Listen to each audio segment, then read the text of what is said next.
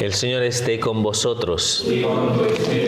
Lectura del Santo Evangelio según San Juan.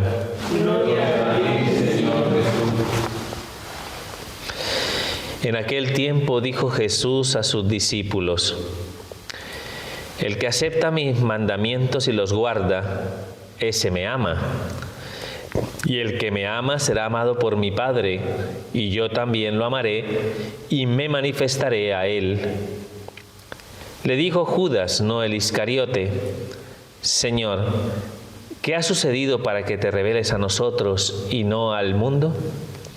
Respondió Jesús y le dijo: el que me ama guardará mi palabra y mi Padre lo amará, y vendremos a él y haremos morada en él. El que no me ama no guarda mis palabras, y la palabra que estáis oyendo no es mía, sino del Padre que me envió. Os he hablado de esto ahora que estoy a vuestro lado, pero el Paráclito, el Espíritu Santo, que enviará el Padre en mi nombre, será quien os lo enseñe todo y os vaya recordando todo lo que os he dicho. Palabra del Señor. Gloria a ti, Señor. Bueno, vamos a sacar el mapa del primer viaje apostólico de Pablo y donde más o menos estamos situados ahora, por favor. Ahora estábamos en Antioquía de Pisidia y expulsaron de ahí a Pablo y a Bernabé y se fueron para Iconio. Y explico lo que pasó ahí en Iconio, porque la lectura de hoy está en Listra. Bueno, continúa. Vale, pues en Iconio pasó algo parecido más o menos a lo que pasó en Antioquía de Pisidia. Pablo y Bernabé entraron el sábado en la sinagoga a predicar y muchos judíos y muchos gentiles se convirtieron, pero otros judíos no se convirtieron. Y estos judíos que no se convirtieron y no creyeron en las palabras de Pablo y Bernabé, pues como que empezaron a agitar, sí, a malear el ambiente, a agitar a la gente y a ponerlos en contra de Pablo y Bernabé. Pablo y Bernabé estuvieron bastante tiempo allí predicando, pero llegó un momento en que la ciudad se dividió en dos, en judíos y gentiles que no creían en Pablo y no los apoyaban, y parte de la ciudad y la otra parte que sí apoyaba a los apóstoles. La parte que no creían en Pablo y Bernabé, pues como que se reunieron y tramaron un plan, un complot para maltratar a Pablo y a Bernabé y para apedrearlos. Pablo y Bernabé se dieron cuenta de eso y se fueron para la región de Licaonia, para Listra y para Derbe, a evangelizar.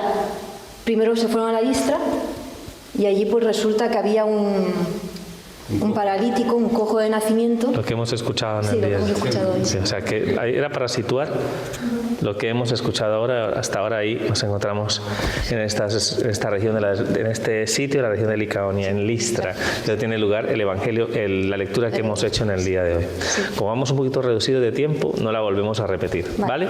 Muy bien. Pero quería simplemente que Sara nos ayudara a ubicar geográficamente por dónde estamos. Estamos en Asia Menor, ¿no? Digamos en la parte más sur, digámoslo así, de la región de Asia Menor, ¿vale? Muy bien. Entonces, si os dais cuenta, ¿no?, lo que estas lecturas, ¿no?, nos han planteado, fundamentalmente, pues tienen que ver, digamos, dos cosas, ¿no?, concretas. La primera de ellas, algo que ya hemos mencionado en la actividad apostólica en el libro de los Hechos de los Apóstoles, de cómo muchas de las acciones de Cristo se van reproduciendo en la vida de la Iglesia, ¿de acuerdo? El hecho de que en algún momento, ¿no?, así como fue un signo y un testimonio de la llegada de los tiempos mesiánicos, el que Cristo hiciera ciertos milagros, ¿de acuerdo?, pues eso que de algún modo acompaña la misión apostólica, donde también la solicitud y el amor de Dios por quienes experimentan cualquier tipo de sufrimiento, de algún modo también manifiesta, ¿no?, evidentemente la presencia de la gracia y de la salvación de Dios, que aquí adquiere un valor simbólico a través de la sanación de este paralítico, ¿de acuerdo? Porque es evidente, ¿no?, que cuando se da esa situación, todo el mundo entiende que esto de alguna manera lo ha hecho Dios. Algún Dios. entendiendo que estamos en una región donde hay gente pagana y donde en algún momento alguien podría decir que quien tiene el poder de devolverle a una persona la capacidad de caminar no puede ser un hombre, tendría que ser un Dios, ¿de acuerdo? A quien de algún modo predican Pablo y Bernabé, pues es evidentemente a Jesucristo, ¿no? Al Hijo de Dios. Y con, digámoslo así, con su poder es que normalmente, digamos, se plantea el que haya esa especie de, como de experiencia en sí, ¿no? Si os dais cuenta en el relato, dice que Pablo se quedó mirando después de predicar y anunciar a Cristo, de anunciar que en Cristo estaba la salvación, se fijó en este hombre y dice, él se fijó que tenía la fe para hacer ese milagro. No sé si me entendéis, ¿no? O sea, que en el fondo no solamente requiere, ¿no?, el hecho de la eficacia, ¿no?, de la gracia de Dios, sino también la disposición del corazón del hombre, que a través de la fe llama a que el Señor obre, ¿no?, en lo profundo del corazón. ¿De acuerdo? Entonces, por eso los milagros casi siempre tendríamos que considerarlos como dentro de un marco mucho más amplio que la experiencia de fe del pueblo de Dios, ¿no? La fe llama, ¿no?, a las obras de Dios. Y ya sabéis que esto no se cumple siempre de la misma manera. Ya sabéis que el propósito tampoco ni de Cristo ni de la Iglesia fue sanar a todos los enfermos. ¿Me explico? Pero sí a través, ¿no?, de estos ejemplos, a través de estos milagros, testimoniar que el Señor tiene la capacidad de devolverle al hombre, ¿no?, la esperanza y sobre todo, de algún modo, tiene la capacidad de otorgarle la salvación, ¿no? ¿De acuerdo? Entonces los milagros confirman esa acción prodigiosa, ¿no?, a través de la cual Cristo tiene el poder de salvarnos, ¿vale? Yo siempre diré que nosotros no tenemos que escatimar en nosotros y sobre todo por nuestra fe el pedirle al Señor que sane nuestras enfermedades y dolencias, ¿no? Es algo que tenemos que seguir testimoniando en la vida de la Iglesia, ¿no? Y que evidentemente suceda conforme a la fe de las personas, ¿no? ¿De acuerdo? Que esa fe tiene que ser no una fe de... ¿cómo diríamos, no? Como una fe como una fe que plantee el milagro como una exigencia, ¿me explico? Sino que tiene que ser una fe de abandono y de confianza en la voluntad de Dios.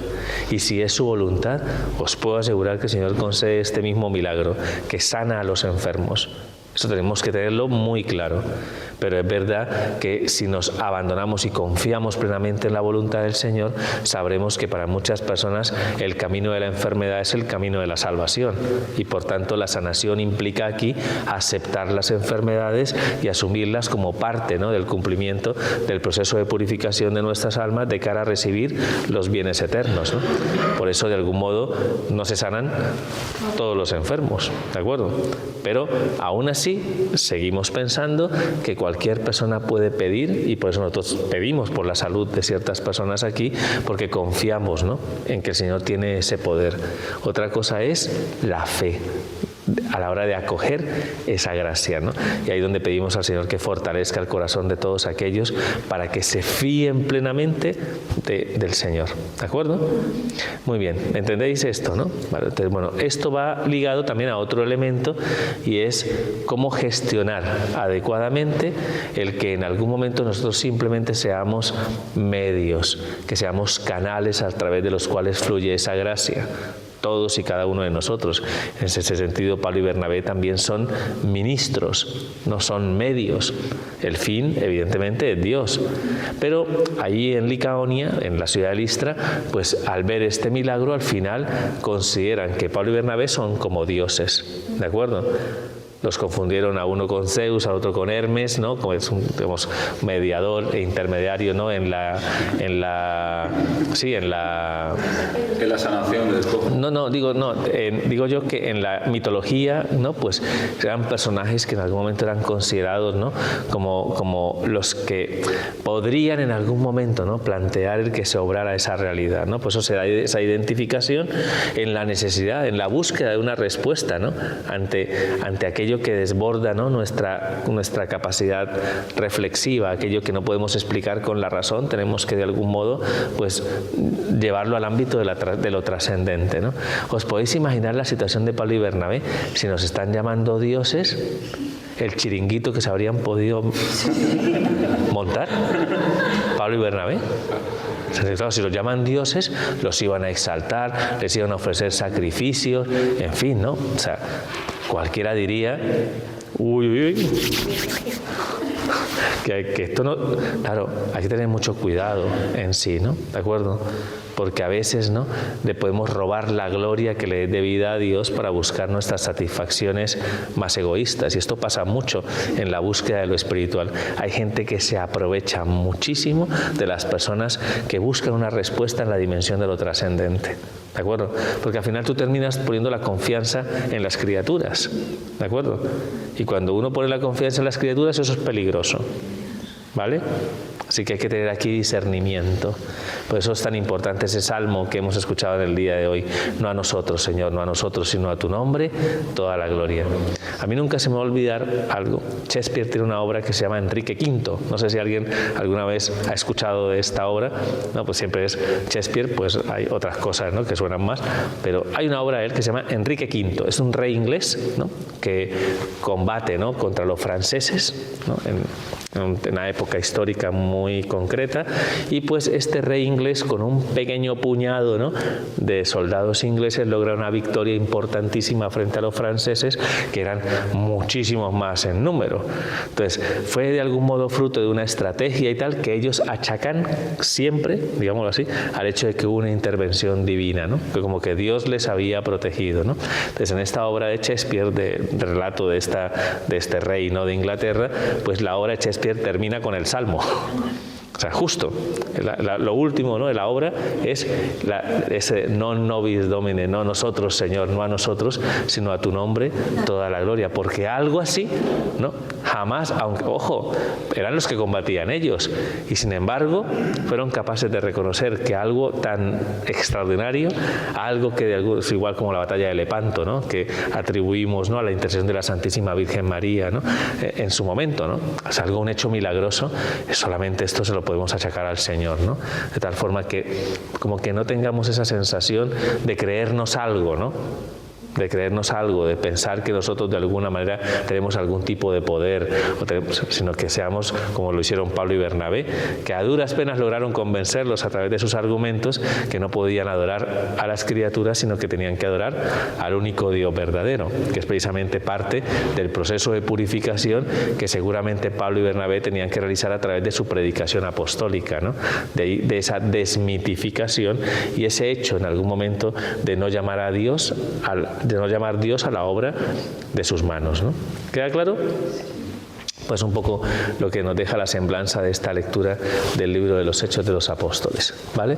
Esa actitud humilde y esa disposición, ¿no?, del corazón para saber reconocer que la gloria de toda obra buena que sale de nosotros es para Dios, porque Dios es el que de algún modo reproduce en nosotros por su gracia, por el don de su amor, es el que permite que nosotros podamos sacar lo mejor de nosotros mismos, ¿no? ¿De acuerdo?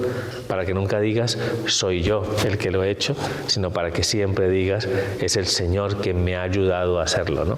Qué diferencia tan grande, ¿no?, entre una actitud y otra, ¿no?, entre el hecho, ¿no?, de considerar que de algún modo sin Dios, pues evidentemente, ¿no?, pues no se producen esos frutos. ¿De acuerdo? Entonces todo buen fruto proviene de la gracia de Dios, ¿vale? Qué diferente el lenguaje del mundo. Qué diferente el lenguaje del mundo, que en ese aspecto proclama siempre la exaltación y la afirmación de las propias obras, ¿no? Es verdad que en ese aspecto pues tenemos que ser conscientes de que el Espíritu de Dios va por un camino distinto de los derroteros del mundo, ¿no? ¿De acuerdo? Pues muy bien, el Evangelio que hemos escuchado en este día, seguimos en el discurso de nuestro Señor Jesucristo en la sobremesa de la última cena. Allí está reunido con sus apóstoles. Este discurso se conoce como discurso sacerdotal y pues ya vamos introduciendo a través de este discurso, va empezando a salir el tema, ¿no?, fundamental que nos va a acompañar en este último tramo del tiempo de Pascua, que es la promesa del Espíritu. ¿De acuerdo? Bueno, el Señor empieza en algún determinado momento con una enseñanza, les dice a ellos, ¿no?, el que guarda mi palabra, mi Padre lo amará y vendremos a Él y haremos morada en Él, ¿no? O sea, el cumplir los mandamientos. O sea, fíjate tú que de algún modo el cumplir los mandamientos acaba de darles el mandamiento nuevo, ¿no? Amaos los unos a los otros como yo os he amado. El que guarda mi palabra cumple mis mandamientos, ¿no? ¿De acuerdo? Y por eso mi Padre lo amará, ¿no? De la misma manera, ¿no?, que entre el Padre y el Hijo existe una relación de comunión íntima, que esa comunión se debe precisamente al Espíritu Santo, que es el que produce la comunión entre el Padre y el Hijo. De la misma manera, el que cumple mi palabra, el que de algún modo hace presente ese amor al que el Señor nos llama, pues evidentemente entrará a través de Cristo en comunión con el Padre, porque el Padre y Cristo son uno. Por tanto, haremos morada en el corazón, cosa que es ¡buah! Ni los ángeles podrían decir esto, que el corazón del hombre es morada de Dios. Y cuando digo morada de Dios, no solamente digo de Jesús en sí, ¿no? No es morada del Dios trinitario, ¿de acuerdo? O sea, fijaos, Dios, ese Dios Trinidad, a través de la gracia y del Espíritu, digamos, escoge como morada en medio de este mundo nuestro corazón. Pensad en la dignidad que eso nos confiere, ¿no? De que somos templos de Dios, ¿no? O sea, que acogemos en nuestro corazón ese gran misterio en virtud de la gracia, porque donde está uno, están los tres, es lo que decimos siempre, ¿no?, de las personas divinas. Si el Señor nos confiere su gracia, se reproduce en nosotros la vida de Cristo y el amor del Padre se hace presente en lo profundo de nuestro corazón. Por tanto, de algún modo es un proceso que podríamos denominar, como lo dijeron los padres de la Iglesia, de divinización del hombre, ¿no? Se nos confiere, evidentemente, una vida que es perfectiva y plena, ¿no?, por sí misma. ¿De acuerdo? Entonces, es maravilloso en algún momento comprender esa situación, ¿no? Y pues es lo que seguramente a Judas Tadeo le llama la atención, ¿no?, cuando hace la pregunta, ¿no? Pues no es Judas Iscariote, porque sí, ya se ha ido a hacer lo que tenía que hacer. Entonces, el Judas que queda, que es Tadeo, se le hace la pregunta: Señor, ¿qué ha pasado para que te manifiestes no a nosotros, sino al mundo? No al mundo, sino a nosotros, perdón, al revés. No al mundo, pues el Señor de algún modo confirma a través de su enseñanza que de alguna manera la manifestación, ¿no?, de esa realidad en ese momento extraordinario, que es el momento de la última cena, trae consigo evidentemente algo que va a ser como... va a alcanzar un dimensionamiento mucho más amplio y va a alcanzar al mundo entero a través de la obra que el Señor está realizando a través del corazón de los que Él ha escogido en sí, ¿no? Si guardáis mi palabra y el Señor, ¿no?, y amáis al Señor y el Señor se manifiesta en lo profundo del corazón, pues eso permitirá, ¿no?, que esa gracia no solamente sea revelada al corazón de la persona, sino que a través de esa propia persona alcance el corazón de los demás.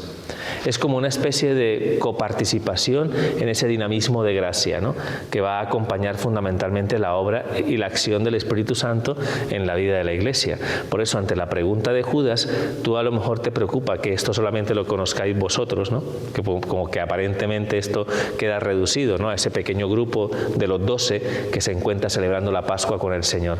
No te preocupes.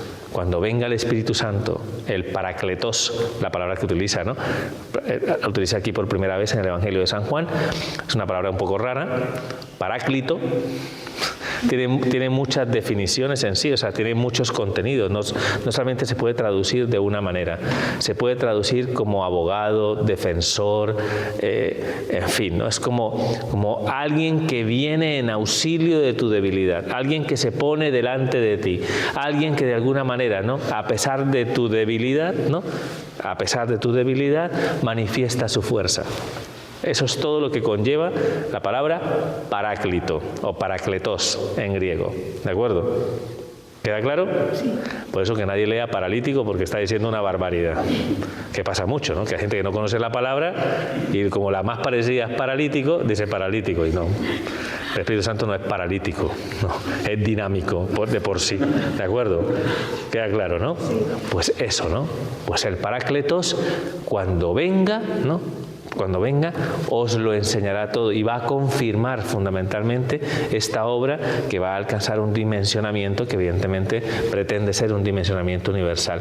Pretende ser manifestado a todos, ¿no?, los pueblos de la tierra, solo que de alguna manera va a encontrar su núcleo fundacional a través de la manifestación del Espíritu en el colegio apostólico. ¿Cuándo sucede esto? ¿Cuándo se cumple esta promesa? En Pentecostés.